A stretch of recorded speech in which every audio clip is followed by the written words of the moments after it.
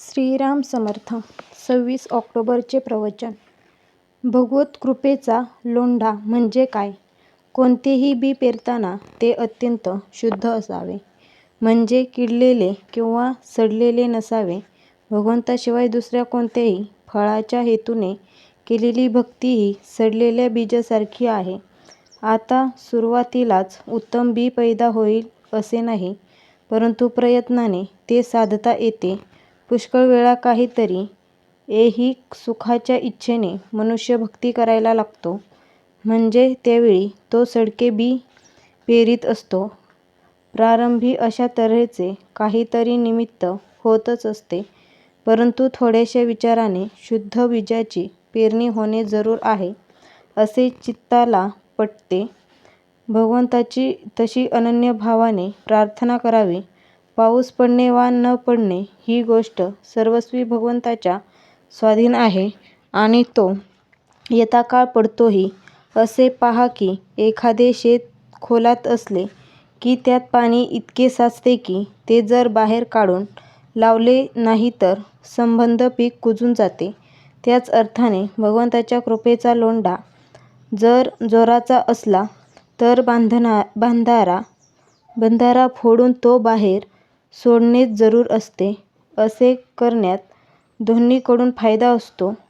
एक म्हणजे शेतात जास्त झालेले पाणी बाहेर काढून लावल्याने शेतातले पीक न कुजता शेत उत्तम वाढते, आणि दुसरे म्हणजे ते बाहेर घालविलेले पाणी आजूबाजूच्या शेतात पसरून तिथलेही पीक वाढवायला मदत होते. बंधारा फोडून पाणी बाहेर लावणे याचेच नाव परोपकार. साधकाची जशी प्रगती होत जाईल त्याप्रमाणे मध्यंतरी सिद्धी प्राप्त होऊन बोललेले खरे होणे, दुसऱ्याच्या मनातले समजणे, एका ठिकाणाहून दुसऱ्या ठिकाणी अदृश्य गतीने जाणे इत्यादी प्रकार घडू लागतात.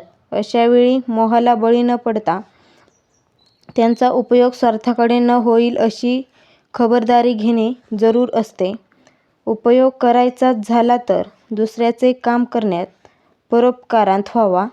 यालाच बांध फोडून पाणी बाहेर लावणे असे म्हणता येईल. शहाण्या माणसाने आपले सुख बाहेरच्या वस्तूवर अवलंबून न ठेवण्याचा अभ्यास करावा.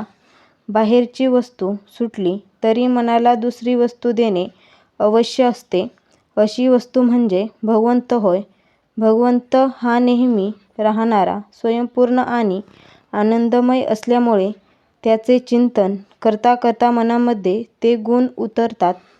अर्थात मन भगवंताच्या चिंतनाने आनंदमय बनल्यावर त्या माणसाला जीवन किती रसमय होत असेल याची कल्पना करावी.